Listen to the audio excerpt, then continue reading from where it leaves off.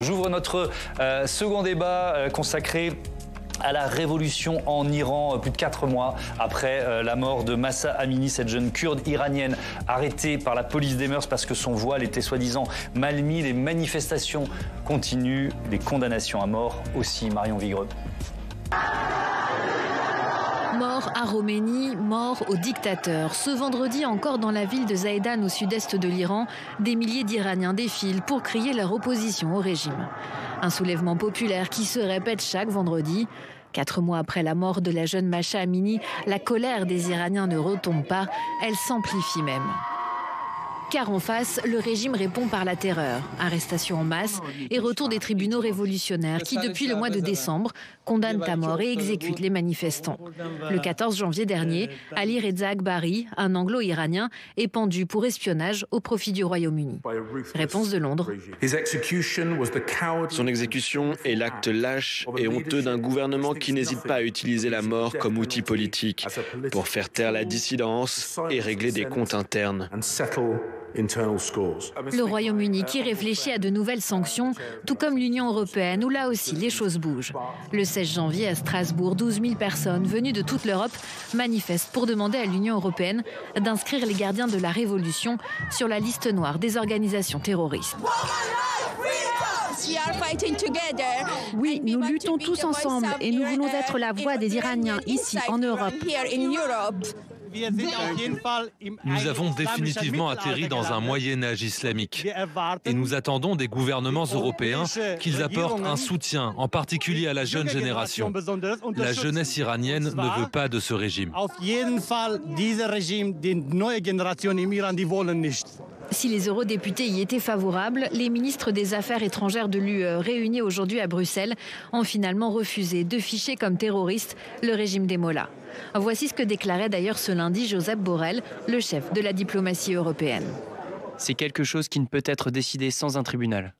Une décision de justice est nécessaire. En revanche, de nouvelles sanctions sont prises. Elles visent une trentaine de personnes et organismes impliqués dans la répression des manifestations.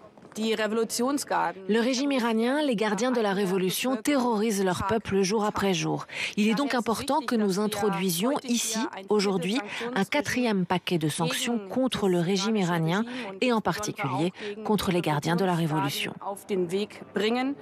De son côté, le régime iranien durcit le ton et prévient qu'il répondra de manière réciproque à toute action. L'Iran affrontera toute confrontation. Le recours à la pression et aux outils politiques est inacceptable et la République islamique ne change jamais ses positions face à la pression. À noter que cette montée en tension intervient alors que la situation économique de l'Iran ne cesse de se dégrader. Les sanctions américaines et européennes aggravent la situation et désormais l'inflation dépasse les 46%.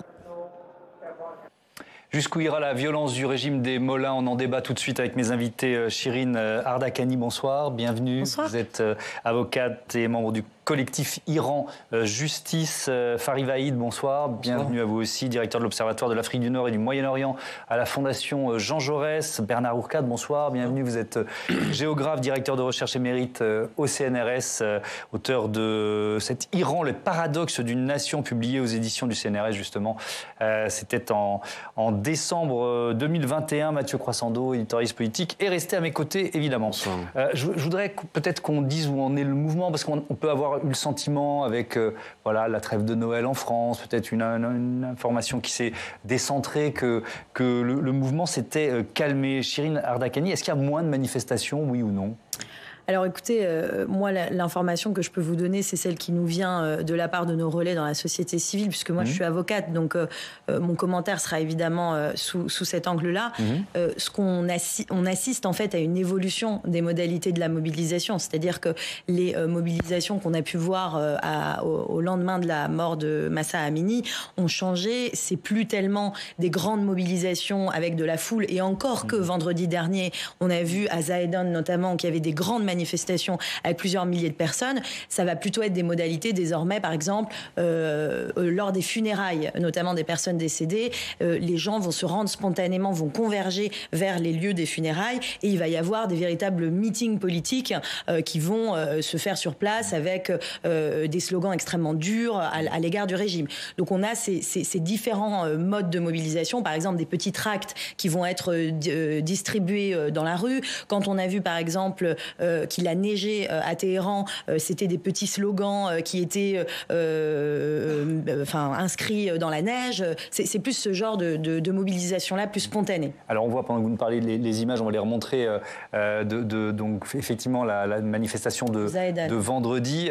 Farid Vaid, c'est une manifestation qui ressemble à celles qui ont pu avoir lieu depuis 4 mois. C'est une forme un peu différente. Et puis surtout, parce qu'on revient aussi à ce que la répression provoque dans le mouvement, les violences, les condamnations à mort, les exécutions.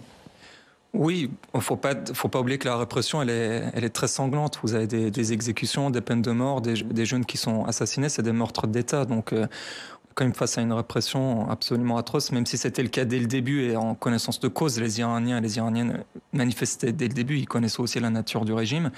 La manifestation de Zorédan, c'est presque tous les vendredis, eux, ils sont assez réguliers dans leurs manifestations. C'est une région qui est... Vous avez vraiment des régions très différentes en Iran, mais c'est aussi ça qui est intéressant dans le mouvement Femmes, Vie, Liberté, c'est une unité un peu dans cette diversité iranienne. La région du Baloutchistan, ils sont plutôt croyants et pratiquants sans vouloir généraliser, donc ils se rendent en grand nombre à la prière de vendredi et à chaque fois après la prière ils manifestent et ils ont un côté très en ce moment anti-régime, mais ça date pas d'hier. Après sur les modalités des manifestations et du mouvement, je suis tout à fait d'accord, de toute façon c'est un long processus, ça n'a pas commencé avec le meurtre de Mahsa Amini, c'est tout un mouvement culturel et politique très profond de la société civile. On peut avoir le sentiment en France que ça s'est calmé, mais c'est pas vrai parce que les militantes, les militants, les activistes, ils continuent le combat. On est vraiment au début quand même de quelque chose, je pense, de longue durée. Après, effectivement, il faut attendre des dates clés. Par exemple, quand il y a quelqu'un qui est tué ou assassiné, on sait que 40 jours après, ça sera l'occasion d'une manifestation. Et là, on est à quelques semaines de l'anniversaire de la Révolution de 79, donc j'imagine qu'il y aura sans doute des mobilisations vers le 11 février, si je ne me trompe pas. Donc, et voilà, et là, l'opposition aussi essaye de s'adapter face à un régime qui fait tout pour réprimer les syndicats, les partis politiques et les oppositions. Ouais. Pardon, j'ai une question naïve, mais quand on parle des oppositions en Iran, de qui parle-t-on politiquement ? Politiquement, question difficile à répondre, mais de manière simple et synthétique, de tous ceux qui sont contre la République islamique. Donc, mais qui le disent haut et fort et qui...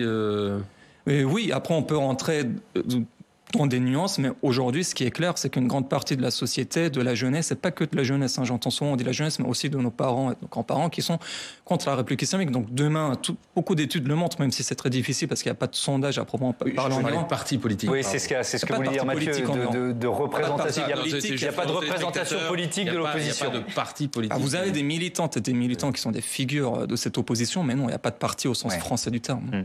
Bernard Hourcade, vous parlez de révolution culturelle et pas politique. Oui, je crois qu'il y a un événement très important. Il y a eu une révolution culturelle en Iran fondamentale, profonde, qui est partie des femmes. C'est tout à fait original. Et on sait pourquoi, ça a été bien analysé. Dans cette révolution culturelle qui concerne la place des femmes et ensuite la place des jeunes et d'une façon générale la contestation de la culture islamique imposée. Ça s'est généralisé. C'est une vraie révolution culturelle parce que désormais, elle est un peu irréversible. Tout le monde est d'accord avec cela. Les sondages le montraient, mais les sondages du gouvernement montraient que les 80% ou 90% de la population iranienne soutenait un mouvement libéral pour sortir un peu du ghetto dans lequel ils étaient. Donc il y a un mouvement qui est irréversible. J'avais dit un moment dans cette même chaîne que c'était un mouvement, un conflit de basse intensité, mais de forte intensité. Forte intensité, c'est-à-dire c'est enraciné. Ce n'est pas une révolution culturelle pour la littérature uniquement, c'est une révolution de l'existence des gens. Les gens veulent une façon de vivre, une façon d'être différente. Mais est-ce que ça peut suffire à faire tomber le régime ? c'est la question principale. Il peut y avoir une révolution culturelle et le régime peut être assez habile et le régime islamique, ma foi, a montré son efficacité par la répression, par des modalités différentes pour pouvoir continuer à survivre. Ça fait 43 ans que ça fonctionne, tout en faisant des concessions. Et la question principale qu'il y a, et certains l'ont posé très clairement, un thermidor, c'est-à-dire on garde le régime révolutionnaire avec tout un certain nombre d'appareils, on garde l'argent, on garde le pouvoir, on garde les réseaux et on fait des concessions sur les femmes qui pourront porter de chador plus ou moins ou qui iront au match de foot. Donc, cette révolution culturelle, elle peut être contenue par le régime qui va trouver des moyens de résister, d'autant plus que l'opposition politique structurée n'est pas encore structurée. Et donc, ce mouvement va continuer. Effectivement, comme ça a été dit, ce mouvement continue, mais il faut bien aussi ne pas aller trop loin. Les manifestations de vendredi à Zahedan, c'est à Zahedan, lors de la prière, et tout le monde y va pour des raisons très particulières et renforcées par la situation actuelle. C'est différent, mais ailleurs, il n'y a pas de tel mouvement. Donc, il y a une baisse, effectivement. Ça dépend de la taille des villes aussi. Exactement. Les mouvements. J'ai fait une carte en regardant les gens qui avaient manifesté, d'après les renseignements que l'on a venant d'Iran, et qui n'ont pas manifesté. Les villes où on a manifesté ont en moyenne 400 000 habitants. Les villes où on n'a pas manifesté ont en moyenne 80 000 habitants. C'est-à-dire, grosso modo, que dans les grandes villes, pour des raisons bien compréhensibles, de plan technique, de la répression, les gens ont pu manifester et ont manifesté. Ils sont d'une... Ça, c'est fait. Dans les petites villes, ça est moins passé parce que le contrôle social est plus important, mais aussi, un élément important. En 2019, c'est pas vieux, il y a eu des manifestations dans les petites villes pour le prix de l'essence, genre gilets jaunes, si vous voulez. Et dans les grandes villes, on n'a pas manifesté. Il y a eu à l'époque près d'1 millier de morts en 3 jours. Et ces petites villes sont d'accord pour l'évolution culturelle, mais concrètement, la pression économique, la pression sociale, la répression, fait que ça ne s'est pas marché. Donc il y a là une question qu'il faut voir, et de ne pas trop être émotionnel par la répression dramatique qui existe, qu'il faut regarder pourquoi aujourd'hui cette révolution culturelle n'est pas encore traduite en termes politiques. On y reviendra évidemment, ça va être l'un des axes de notre débat, mais je voudrais qu'on parle de cette répression. Selon les chiffres de l'ONG norvégienne Iran Human Rights, au moins 481 personnes ont été tuées depuis le début des manifestations. Shirin Erdakani, c'est le travail du collectif d'avocats auquel vous appartenez, que vous représentez sur ce plateau, collecter des preuves pour juger un jour les auteurs et les donneurs d'ordre. Derrière ces chiffres, et je voudrais vous entendre là-dessus, il y a des schémas de violence. De quoi on parle? C'est quoi ces schémas de violence? Alors, ce qu'il faut comprendre, c'est que le travail de notre collectif aujourd'hui, c'est de collecter des preuves. Et il y a des schémas, effectivement, qui se dessinent. Alors, concrètement, on va être concret, c'est les tableaux de la mort, c'est les tableaux de l'horreur. C'est-à-dire que toute la journée, nos équipes vont faire un inventaire des exactions, vont les qualifier juridiquement et se dessinent, du coup, un certain nombre de choses. La première, c'est qu'il y a des infanticides. C'est-à-dire qu'il y a 70 personnes qui sont des enfants, donc moins de 18 ans, voire même dans une moindre proportion des enfants de moins de 10 ans, qui sont des victimes par incident, c'est-à-dire qu'ils manifestaient ou alors ils se trouvaient à proximité d'une manifestation, ils vont prendre une balle perdue. Voilà, ça c'est 70 jeunes gens qui font l'objet des infanticides. On a les violences sexuelles imposées notamment aux femmes, mais pas que aux femmes, aux prisonniers, aux détenus. Donc un certain nombre de schémas, ça va être l'apartheid, je dirais, de genre, jusqu'aux prisons. Donc ça se manifeste comme ça. Donc des viols en prison. Des viols en prison, des sévices de personnes à titre de torture ou pour obtenir des aveux forcés. C'est souvent ce schéma-là. Ensuite, on a le schéma des condamnations à mort. Alors ça fait également partie de l'arsenal répressif. C'est connu. C'est dans l'ADN de la République islamique. C'est pas nouveau. Le fait d'utiliser des condamnations à mort pour désinciter les manifestants, ça c'est quelque chose qui a été fait dès le début en fait avec la République islamique, puisque dès leur arrivée au pouvoir, ils ont étendu déjà les chefs d'accusation possibles passibles de la peine de mort. Pendant que vous nous parlez, on voit des visages de jeunes femmes, de femmes. Tout à fait. Alors, de qui il s'agit? Ce sont 15 jeunes femmes, en réalité, qui sont actuellement détenues à la prison de Katchoy, donc qui se trouve à Karaj, à une trentaine de kilomètres de Téhéran. Ces jeunes femmes, leur seul crime, en fait, c'est d'être allées manifester, en fait, contre le régime. Et aujourd'hui, elles se trouvent en détention provisoire. Ce qu'il faut savoir, c'est que ces jeunes femmes, elles avaient entamé une grève de la faim, qui a été brisée d'ailleurs dans des circonstances dont on peut supposer par les geôliers. Elles n'ont pas accès à leurs avocats. Elles n'ont pour certaines pas connu les charges dont elles sont accusées. Et la communication communication pour certaines d'entre elles avec leur famille est quasiment impossible. Voilà.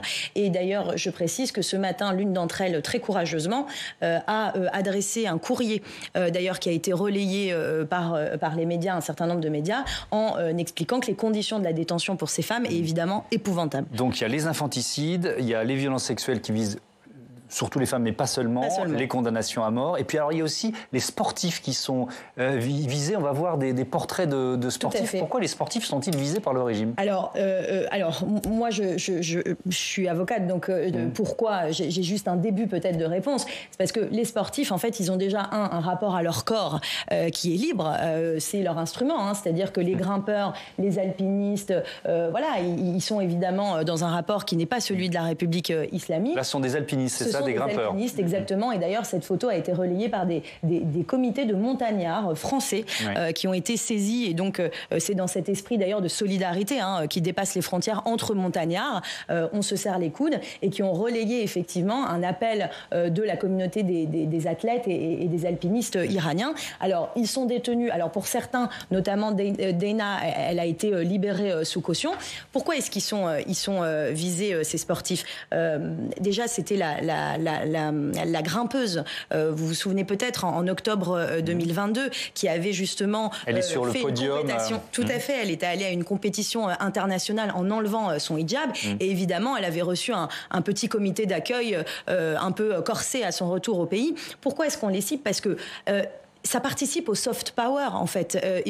Tous ces athlètes, ces sportifs qui vont faire des compétitions à l'international, c'est aussi un visage de l'Iran. Et donc, le fait de les inclure dans l'arsenal de répression, c'est aussi de vouloir maîtriser l'image qu'on donne de l'Iran, qui n'est pas une image islamique. En l'occurrence, on les voit, ces jeunes gens, ils sont tout à fait tournés vers l'Occident. D'ailleurs, Dana, elle est aussi professeure de yoga et de snowboard. Donc voilà, c'est une image qui colle pas avec ce que veut nous faire croire la République islamique d'Iran. Voilà. Enfin, en tout cas, c'est une interprétation, encore une fois. Oui, mais c'est vraiment intéressant vous avez fait justement ce travail de recensement, effectivement, des violences et de la répression. Farid Vahid, sur la réponse, je voudrais qu'on rentre un peu dans le détail de la réponse du pouvoir, parce que vu d'ici, on a un peu l'impression que c'est monolithique, il n'y a que la violence et la répression. Est-ce que c'est plus compliqué que ça ? Est-ce qu'il y a des espaces ? Je pose aussi une question de Béotien. Peut-être que je suis à côté de la plaque, mais j'assume. Est-ce qu'il y a aussi des espaces, finalement, de discussion, de négociation, d'intercession entre le pouvoir et ceux qui mènent la révolte ?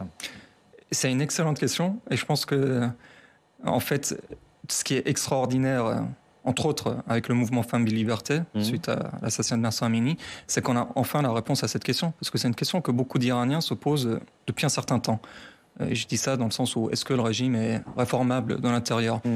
C'était pas tellement une question de réforme. Je pense que le million d'Iraniens qui avaient voté pour des présidents entre guillemets réformateurs savaient très bien que le système n'était pas réformable.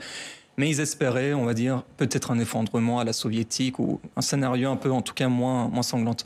Je pense qu'aujourd'hui, encore une fois, sans généraliser, mais une grande partie de la population iranienne pense que le système ne peut pas, de l'intérieur, donner une réponse. Et j'avais envie de revenir sur la discussion qu'on a eue.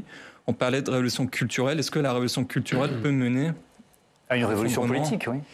Moi, je suis persuadé que oui, parce qu'une dictature religieuse se pose sur des éléments, entre guillemets, culturels ou culturels, religieux. Vous avez des lignes rouges dans une dictature religieuse, vous avez des lignes rouges religieuses.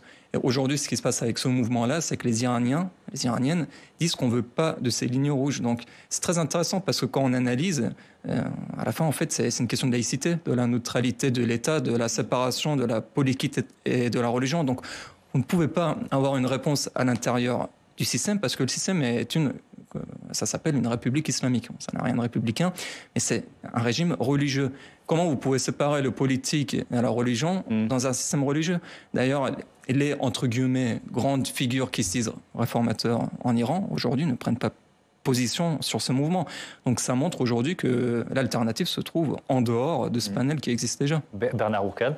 Oui, je suis d'accord avec... Prolonger ce que vous disiez tout à l'heure. Je suis d'accord avec le fait que les gens en Iran veulent le changement, mais la question est très pratiquement comment y arriver. Ouais. Et ce n'est pas par miracle, par un affaire du Saint-Esprit ou du 12e imam qui va arriver, qui va faire une révolution, faire partir les mollahs.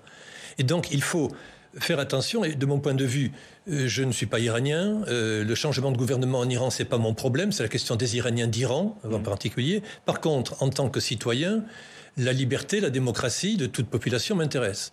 Je m'intéresse surtout au fait qu'il y a dans cette population, et ça fait 40 ans ou 50 ans, 30 ans ou 40 ans que l'on analyse cela en sciences sociales, ces gens-là se révoltent de façon tout à fait originale. Ce qui est important, c'est comment cette dynamique peut évoluer.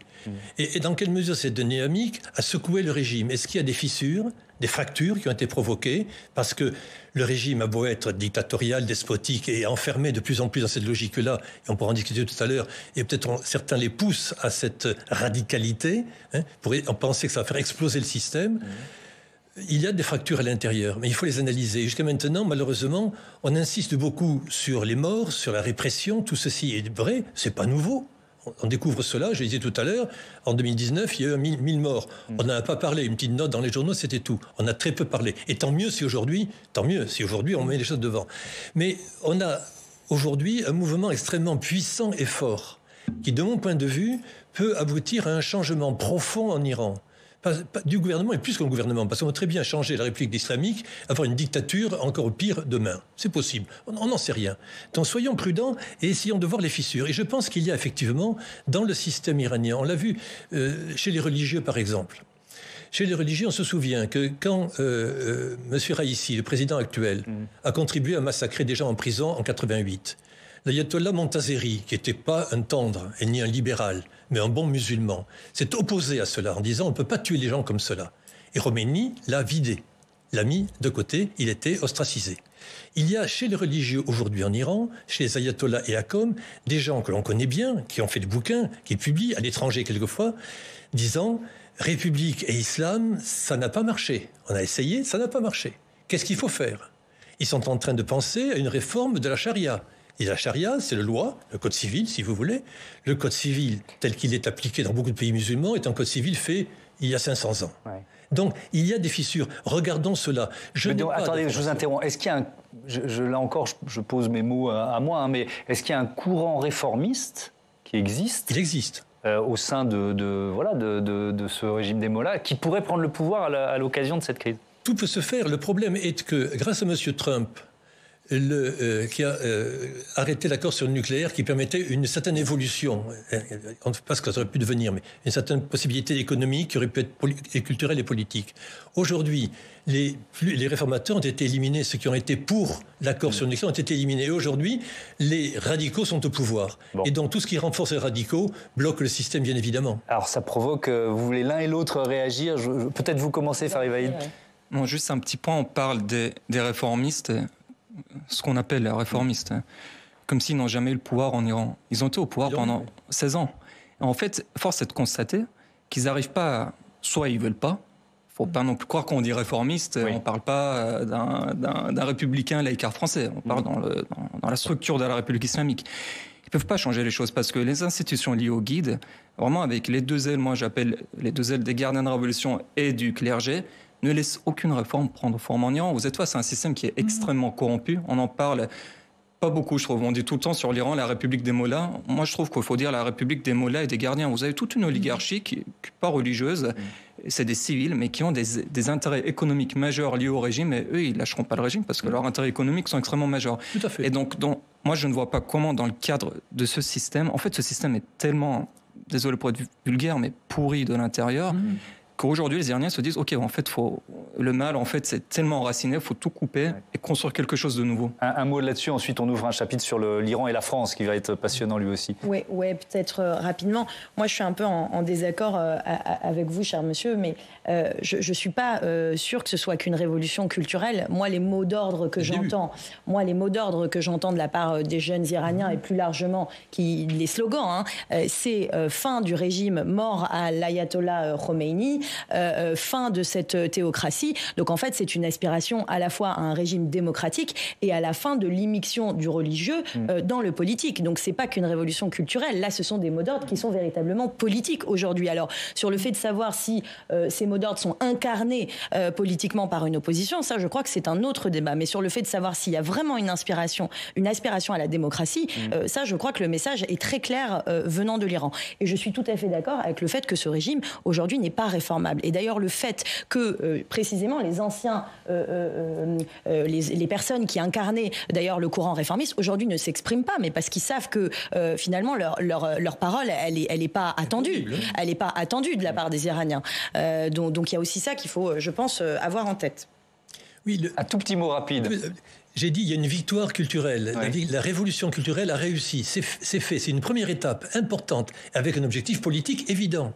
Donc, ne sous-estimons pas la puissance de l'existence et des revendications fondamentales des gens, qui doivent se traduire en termes politiques. Et c'est là qu'il faut être un peu plus habile, quelquefois, parce qu'on a un régime despotique très fort, qui se replie sur lui-même de plus en plus, qui adorerait qu'on le condamne de tous côtés, pour être une Corée du Nord qui réprime encore plus, en étant totalement isolé. Il y a quoi comme alternative ? Je n'en sais rien, je ne suis pas un homme politique. J'essaie de voir les rapports de force. Ouais. Récemment, par exemple, une délégation de l'ONU est allée à Kaboul et à Kandahar. Pourtant, les talibans, qu'est-ce que ça va donner ? Ils ne vont pas changer d'avis après une délégation de l'ONU. Quand il y a un combat dur, il ne faut pas fuir le combat, il faut affronter.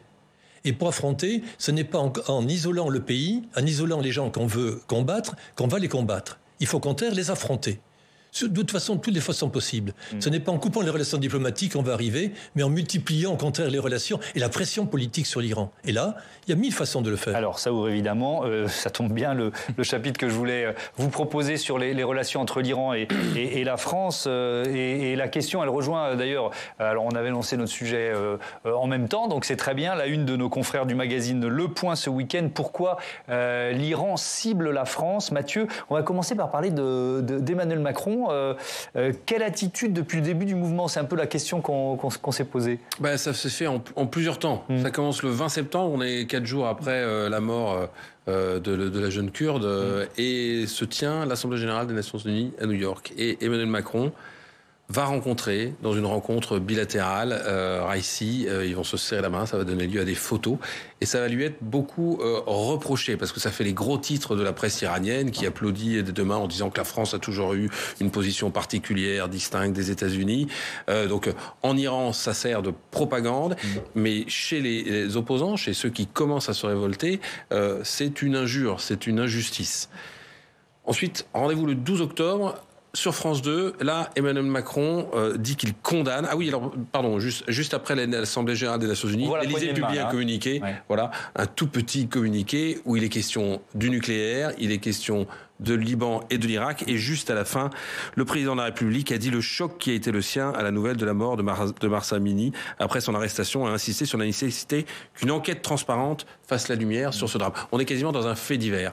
Le 12 octobre, changement d'ambiance. Il y a eu toutes les manifestations, il y a eu le début de la répression. Et là, évidemment, le chef de l'État dit son admiration pour les femmes, pour les jeunes qui manifestent. De manière très claire, la France condamne la répression menée aujourd'hui par le régime iranien. Ça, c'est ce qu'il dit. Et il va pousser le bouchon. Alors là, à ce moment-là, le régime des Mollahs réagit, parle d'ingérence scandaleuse, alors qu'ils encensaient Macron un mois plus tôt. Macron devient un défenseur des droits de l'homme prétentieux. Voilà ce qu'on retrouve dans la presse iranienne et dans la bouche des ministres interrogés. Et puis, un mois plus tard, on est le 11 novembre, cette fois-ci, Emmanuel Macron reçoit des jeunes iraniennes à l'Élysée et qualifie ce qui se passe en Iran de révolution.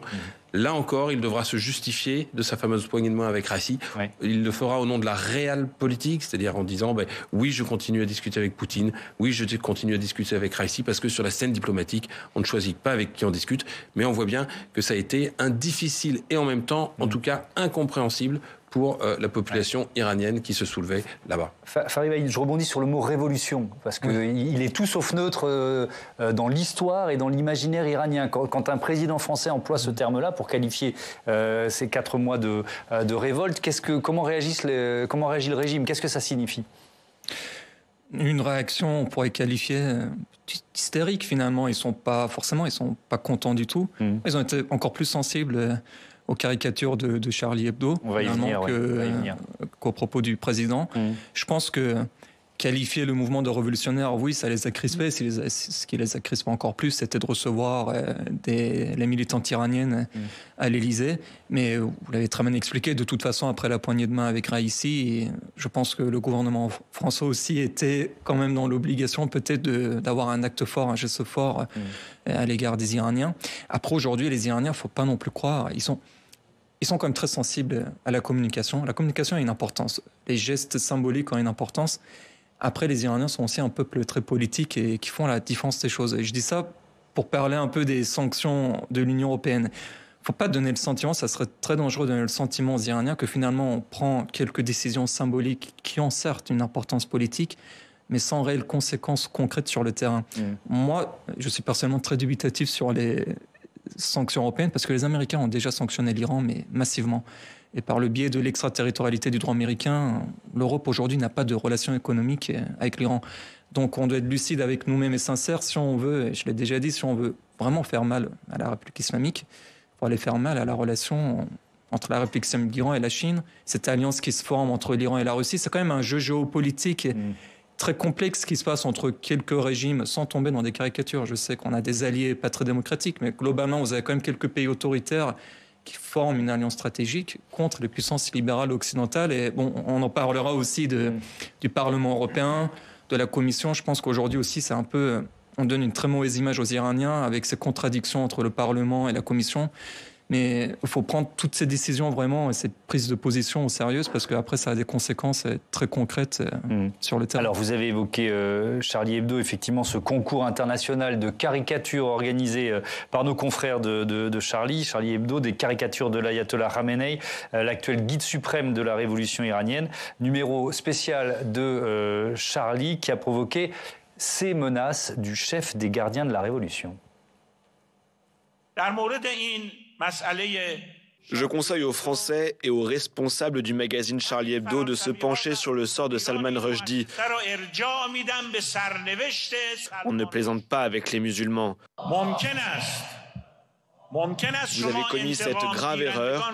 Peu importe quand, les musulmans se vengeront tôt ou tard.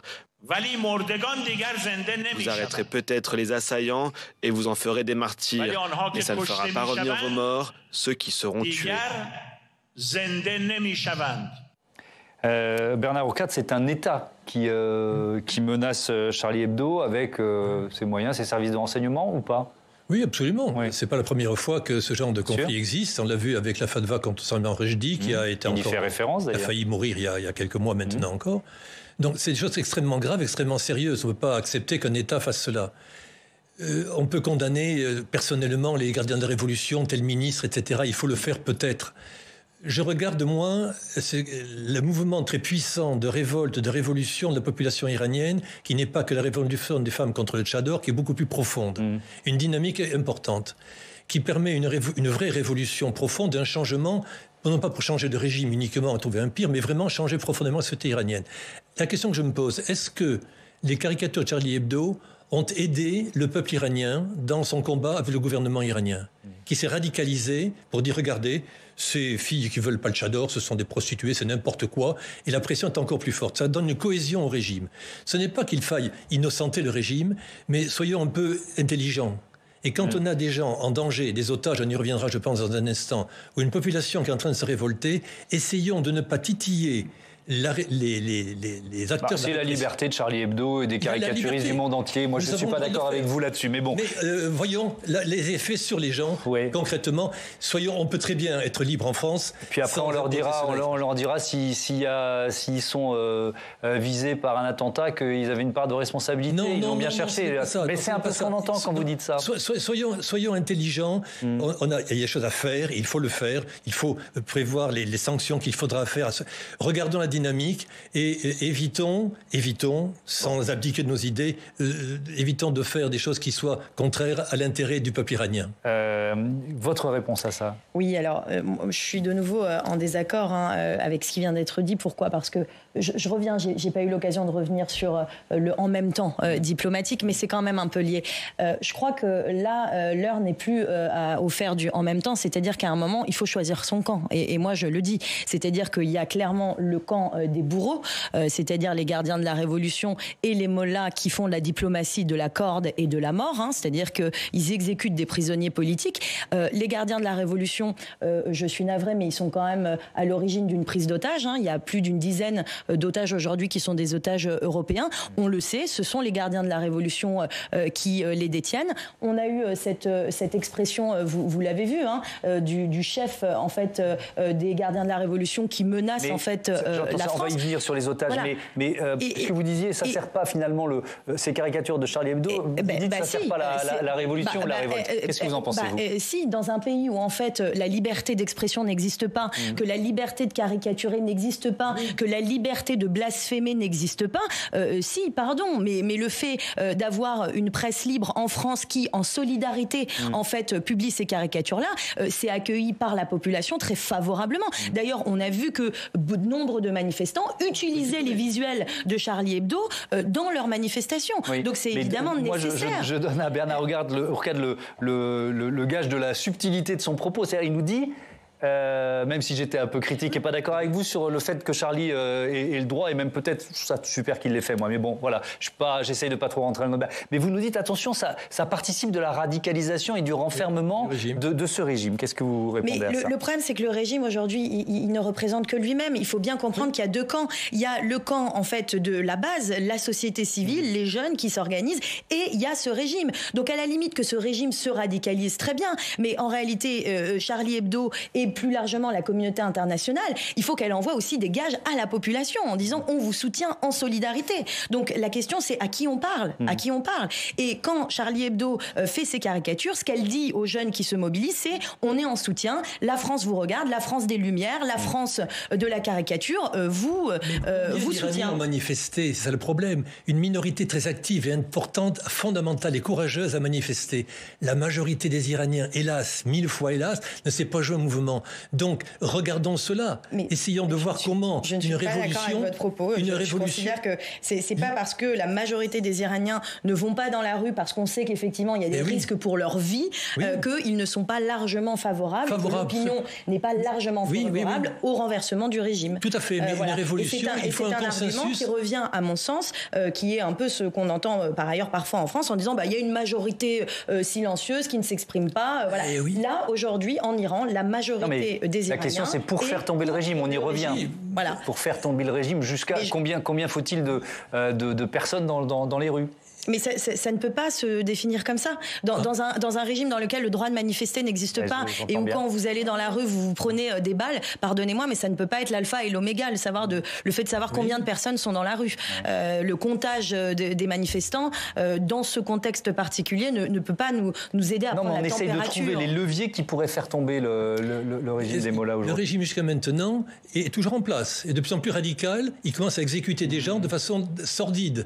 Donc, essayons de voir comment cette révolution qui est en marche, ce changement profond, peut continuer d'avancer. Et faisons tout, nous autres en France, dans nos émissions, pour ne pas aller dans un sens qui bloquerait encore plus une répression et d'aller dans le sens du régime. Actuellement, beaucoup de choses que l'on fait ici vont dans le sens de l'ayatollah Khamenei, et je ne suis pas d'accord tout à fait. On a entendu vos arguments aux uns et aux autres. On va parler des otages. Pour terminer, je propose à Steve Jourdain de nous rejoindre tout de suite sur ce plateau. Rebonsoir Steve. À l'heure où l'on parle, 7 ressortissants français sont détenus en Iran. Qui sont-ils ? Oui, au moins 7. Au moins 7 sont actuellement détenus. J'ai dit au moins, car ça pourrait être plus. 7, c'est le chiffre officiellement communiqué par le Quai d'Orsay. On va voir la liste. On va commencer avec Benjamin Brière. Il a 37 ans. C'est un touriste qui a été arrêté il y a 2 ans et demi pour espionnage et propagande contre le régime. Il a photographié des zones interdites avec son drone. Il a été condamné à 8 ans de prison.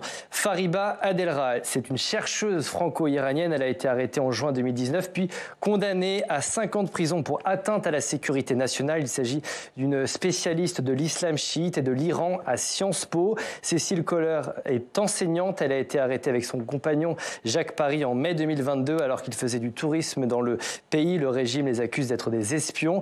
Bernard Filan, 64 ans, a lui été arrêté le 3 octobre 2022. Il était en déplacement professionnel. Il est consultant pour un tour opérateur. 2 autres ressortissants français sont également détenus. Leur identité n'est en revanche pas connue. Alors du côté du gouvernement français, on dit tout faire pour obtenir la libération de ces 7 prisonniers. En décembre, Catherine Colonna assurait avoir échangé avec son homologue iranien à ce sujet. Écoutez-la. Je lui ai parlé brièvement dans la salle du sommet pour lui demander à nouveau la libération immédiate des otages qui sont détenus par l'Iran et le plein respect du droit international humanitaire. Et pas seulement du droit international humanitaire, du droit international en général, c'est-à-dire respecter ses obligations internationales tant pour ce qui a trait aux droits civils et politiques, comme le dit le Pacte des Nations Unies, que de la non-ingérence dans les affaires d'autrui, comme le recommande la Charte des Nations Unies. Certains de ces prisonniers sont dans un état de santé préoccupant. On rappelle qu'ils n'ont pas d'avocat indépendant et ne peuvent pas donner de nouvelles à leurs proches, sauf très rares exceptions, Thomas. Ces détentions, évidemment, utilisées pour faire pression contre la France ou d'autres pays occidentaux. Ce sont des otages d'État, c'est le terme qui est utilisé par le gouvernement français. Autrement dit, on parle de détention arbitraire utilisée comme une stratégie diplomatique par le régime iranien. La méthode n'est pas nouvelle, elle est appliquée depuis la révolution islamique de 1979. On appelle ça la diplomatie de l'otage. L'idée, c'est de monnayer la libération de prisonniers pour obtenir gain de cause sur d'autres dossiers. Par exemple, sur le nucléaire iranien. On va voir quelques chiffres, Thomas. En 2020, l'ONG Human Rights Watch recensait 14 cas de binationaux ou d'étrangers arrêtés en Iran depuis 2014. En octobre 2022, une ONG américaine comptabilisait, elle, au moins 20 personnes détenues. Aujourd'hui, il n'y a plus d'ambassade américaine en Iran. Ce sont donc les Européens qui sont visés en priorité dans le cadre de cette diplomatie, Thomas. Merci beaucoup, Quentin, pour toutes ces informations. Oui, Steve. Vous êtes Steve Jourdain et pas Quentin Calmet, excusez-moi. Farid Vaïd, pourquoi le régime, on l'a un peu expliqué, prend des otages et comment il l'utilise ensuite? Qu'est-ce qui se passe après l'arrestation et l'incarcération de Français ou de binationaux? Déjà, faut quand même le dire, c'est absolument inacceptable. C'est des techniques de voyous. Je qualifierais ça vraiment des techniques de voyous. Donc de détruire la vie de personnes innocentes, de les mettre en prison pendant des années, de les séparer de leur famille. Mais pourquoi ils le font? Parce que ça rejoint finalement le débat sur Charlie Hebdo et le reste, parce que on a montré que ça marche, malheureusement. En fait, ils le font parce qu'ils l'ont fait avec Nazanin Zaghari, irano-britannique. Pendant des années, elle était en prison, séparée de sa fille, à la prison d'Evin. Et à la fin, les Britanniques cèdent et ils règlent un dossier juridique avec les Iraniens. Ils le font maintenant avec les Français, parce qu'ils se disent qu'ils vont avoir des cartes à jouer lors des négociations nucléaires, parce qu'en 2015, ils ont pu le faire. Donc, moi, je suis désolé, mais à un moment, je pense, face à des États qui comprennent que la puissance et le pouvoir, nous, certes, on est des démocraties, mais il faut montrer qu'on n'est pas non plus faible, qu'on n'est pas naïf et qu'on peut être puissant aussi. Quand Charlie Hebdo publie des caricatures, à ma connaissance, on est dans un pays libre, où il y a la liberté de la presse, et les Iraniens aujourd'hui inspirent à avoir la même chose. Ils prennent, pas la France, mais nos valeurs comme modèle, la laïcité, la liberté de la presse, la liberté de penser. Donc moi, je trouve que c'est extraordinaire. En tant qu'Iranien, je soutiens complètement Charlie, parce que qu'est-ce qu'ils font les Iraniens aujourd'hui? Ils brisent des tabous. Qu'est-ce qu'ils ont fait, Charlie? Ils brisent des tabous. Finalement, c'est la même chose et les Iraniens les reprennent et apprécient beaucoup. Mais vous nous disiez tout à l'heure que les sanctions économiques, finalement, n'avaient pas provoqué les effets escomptés. Donc, quand vous dites qu'il faut montrer un front il faut répondre à la force par la force, d'une certaine façon. Bon, déjà, les sanctions économiques, c'est un dossier technique, on peut en parler pendant des heures, ils ont eu quand même des effets. L'effet, c'est la disparition de la classe moyenne iranienne et c'est des conséquences économiques majeures. On a quand même des leviers de pression diplomatique. On peut, par exemple, rappeler peut-être notre ambassadeur. Il y a la question des gardiens de révolution sur la liste des organisations terroristes. Il y a quand même, on a beaucoup de moyens. On peut aussi intensifier notre relation avec la société civile, avec les opposants. Je pense qu'on peut faire beaucoup de choses, mais il ne faut surtout pas le donner ce sentiment avec des États comme la République islamique ou comme la Russie. Si vous donnez ça veut dire qu'il ne faut pas négocier, qu'il faut laisser les otages là-bas? Non, moi, je dis juste que si vous... In fine, il faut négocier, mais moi, je ne dirais pas avec ce régime-là. En tout cas, en fait, non. C'est compliqué. Non, mais imaginez, oui, ça peut vous faire rire, mais ils sont en train d'exécuter des jeunes en Iran. Imaginez Catherine Colonna allait négocier avec le ministre des Affaires étrangères iranien en ce moment. Quel message on donnera aux Iraniens? C'est juste qu'on s'en fout de... Non, à un moment, je pense qu'il faut être aussi lucide. Parler de quoi? De toute façon, aujourd'hui, c'est les Iraniens qui n'ont pas voulu négocier avec nous. Les Iraniens n'ont pas, la République islamique n'ont pas attendu les caricatures de Charlie Hebdo pour se radicaliser. Un mot de conclusion, il nous reste 30 secondes. Il est certain que l'État voyou de la République islamique est une réalité, c'est pas d'aujourd'hui. Aujourd'hui, la question qui se pose, c'est pourquoi la masse de la population n'a pas rejoint le système et pourquoi nos otages sont pris. Est-ce qu'il faut prendre des décisions symboliques qui renforcent la paranoïa du régime, qui l'isole en Corée du Nord, et donc ça bloquera encore plus la dynamique de la population et ça maintiendra nos otages, ou bien est-ce qu'il faut être imaginatif? Et effectivement, le cas iranien est tout à fait original et il faut avoir une originalité en matière de politique. Merci beaucoup. On a entendu vos arguments aux uns et aux autres. On a bien compris, vous n'étiez pas forcément d'accord sur la stratégie, mais c'était passionnant. Bernard Ourcade, je vais rappeler le titre de ce livre publié aux éditions du CNRS, Iran, les paradoxes d'une nation. Voilà, c'est la fin de ce numéro de... comment s'appelle mon émission déjà ? Sens Public, vous êtes bien aimable. Et on est à l'antenne à 18h et 22h sur Public Sénat. Ne ratez pas, c'était à ça que je pensais. Dans la matinale, demain, 2 rendez-vous. Oriane Monsigny reçoit d'abord le ministre de la Transformation et de la Fonction publique, Stanislas Guerini, à 8h. Et puis 8h20, Olivier Faure, premier secrétaire d'un parti socialiste en pleine tourmente. Belle soirée.